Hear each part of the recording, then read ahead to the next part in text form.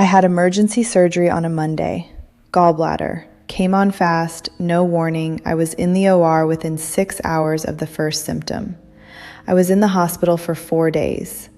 When my husband Neil brought me home on Friday afternoon, I saw the for sale sign from the car window before we even reached our driveway. I said, "Neil, what is that?" He didn't answer immediately. Inside, on the kitchen counter, there was a purchase agreement. My mother-in-law, Gail, had listed my house, the house that is in my name, that I owned and paid for before I ever met her son, using her friend's real estate license, while I was sedated in a hospital bed.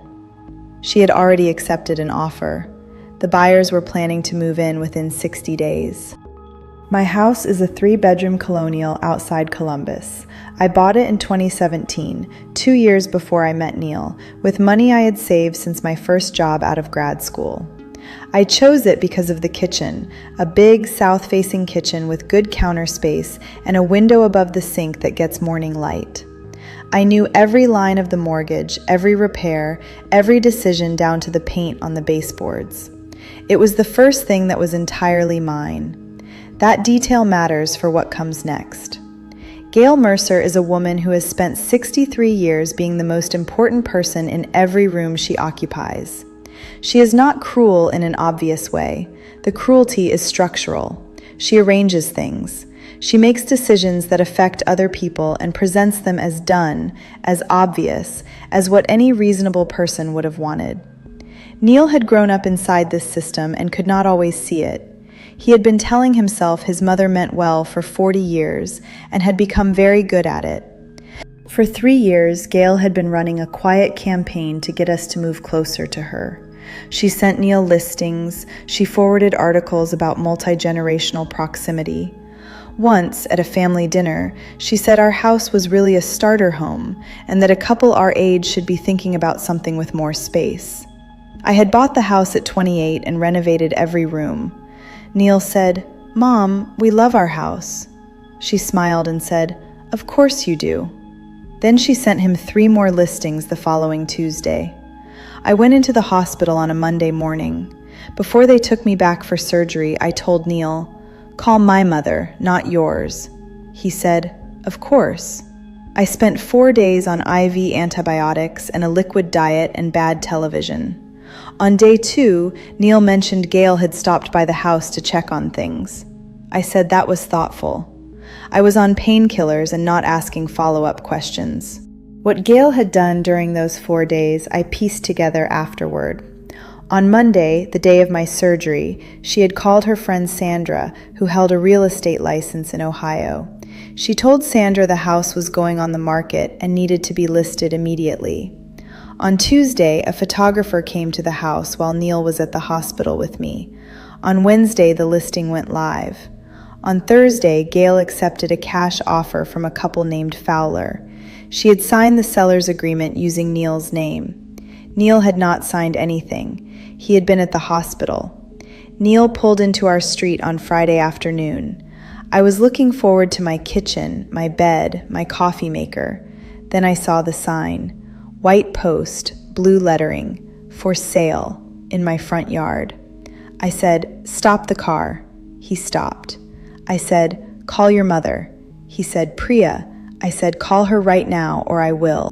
Inside the house, on the kitchen counter, was a manila folder, a purchase and sale agreement, 6 pages.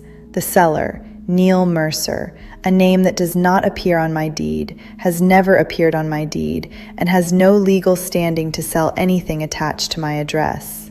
Listing price, $40,000 below market. The signature on the seller's line was not Neil's.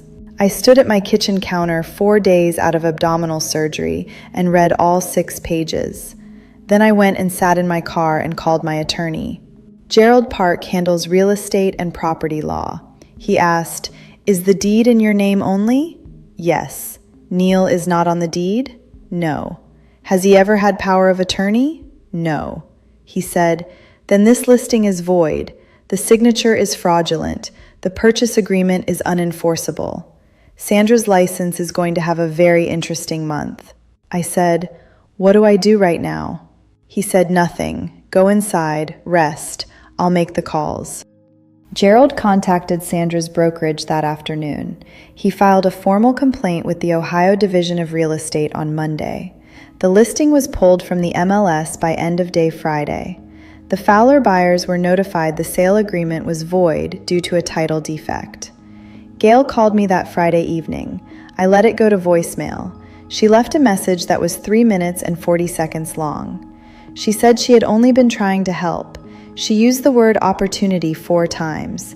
She did not apologize once. I sent the voicemail to Gerald and went to bed. Neil and I had our conversation the following morning. I told him I believed he had not known Gail was going to do it. I also told him that the week before my surgery, I had found a text thread between him and Gail on his tablet. In it, Gail had written, "If we can just get the house on the market while she's recovering, she won't have the energy to fight it." Neil had written back, "Mom, I don't know," and then nothing else. He had not said no. He had not warned me. I laid that out the same way I would present findings to a client, without drama, just the data. I told him I needed 3 things: a written statement to Gerald confirming he had not authorized the listing, a call to Gail, in front of me, telling her what she had done was unacceptable, and an understanding that if either of those things did not happen, I would be making a different set of calls. He did all 3. On the call, Neil said, "What you did was not okay. It was not your house to list. You forged my name on a legal document while Priya was recovering from surgery." Gail said, "I was trying to help your family." Neil said, "You were trying to get what you wanted." When the call ended, he looked at me and said, "I should have said that a long time ago." I said, "Yes, but I'm glad you said it now." Sandra's license was suspended for 90 days and she received a formal censure. The Fowler buyers dropped the matter once the title situation was fully explained. I felt genuinely bad for them. They had done nothing wrong. They had just tried to buy a house and found themselves inside someone else's family disaster. My kitchen still gets morning light through the south-facing window.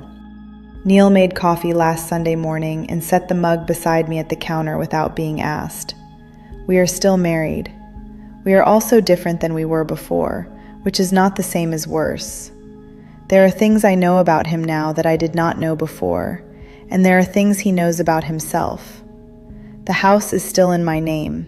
It will stay that way, and I know exactly what happens if anyone touches it.